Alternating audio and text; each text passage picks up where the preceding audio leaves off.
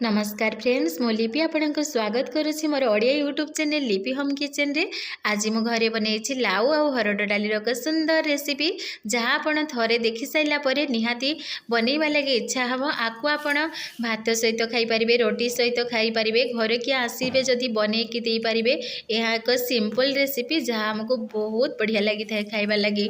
तो देखंतु आम नहीं जाइए गोटे बड़ लाउ आउ डाली, ये डाली 1.5 कप अच्छी। आपण घर डिपेंड करे फैमिली मेंबर केते अछंती से अनुसार आपण डाली को कम बेसी करि पारिबे। आउ गोटे एठे लाउ नहीं जाइए। प्रथमे देखंतु सेठे मु डाली को 5 मिनिट पानी रे भिजे की रखी देसी। तो आउ एठे ए लाउ को चोपा छड़े नउची। लाउ को भल भाव रे चोपा छड़े नेबा। तो देखंतु लाउ को जिते बड़े चोपा छड़ेबे एमती अधा अधा काटिकी चोपा छड़ेबे, जेहेतु सहजरे तार चोपाटा भल भाव में छाड़ी जीवो। आउ एमती छोट छोट पीस करेंगे जहाँ काटिबा लगे आमको सुविधा हम। तो देखंतु मझीरे एमती छोट छोट गोल पीस कर देछि, जहाँ कोई लाउ को आमको बहुत सहजरे काटी दे थाए मु। तो देखंतु लाउ केते सहजरे भी छोट छोट पीस हो गला। तो एमती लाउ छोट छोट पीस करेंगे, बड़ बड़ पीस जमा भी करेंगे, ना आम जो डाली रे दे था ना सीझी तो जीव, लेकिन देखा लगी बिल्कुल भल लगी न थाए। तो एमती करेंगे डालीटा को जो मु रखी थी ना पानी रे भिजेकी, से डालीटा को प्रथमे देदेबा प्रेसर कुकर आउ कटा होइतबा लाउ को देदेली। तापर एठे आमे पानी देदेबा, आधा कप रु टिके अधिक देबा, बेसी पानी देबानी। तापर एठे लुण और हलदी गुंड देदेबा, लुण आमे स्वाद अनुसार नहीं। तो तापर देखंतु एटा को आमे एबे बसैबा।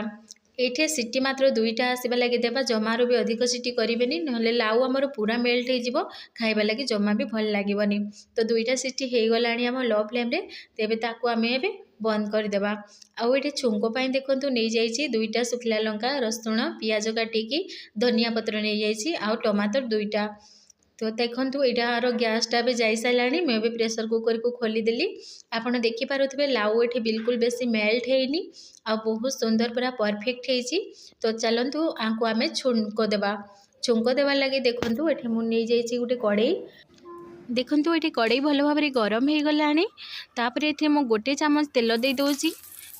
तेल पूरा भल भाव में गरम हो सारा। ये जो मुझे रखी गोटा रसुण छड़ेकी ताकू देदेली, 2टा सुखला लंका आउ जीरा।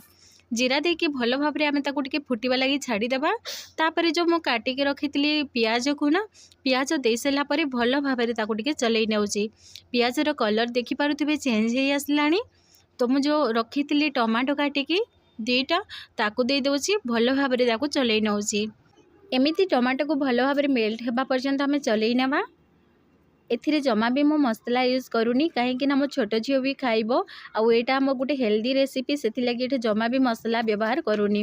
तो देखंतु तापर ये धनिया पत्र मुझे काटिकी नहीं दे सारा पर डाली को मु छुंक दे दोछि। ये देखंतु जो आम सिझे रखी डाली आउ लाउ को छुंक देदेली।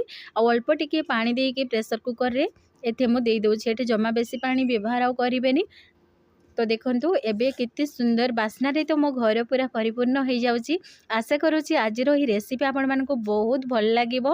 आपण माने भी थरे बनै के निहाती खाइबे घरे, आ समस्त को खुएबे। तो देखंतु फाइनली मो गैस को तो एठे बंद कर देली। आउ एटा को बेसी फुटेइबानी एबे। तो मो देखंतु फाइनली एठी पूरा रेडी कर देली प्लेट रे काढ़ी की। एबे मु खाइबी, मो छोट झियो खाइबो।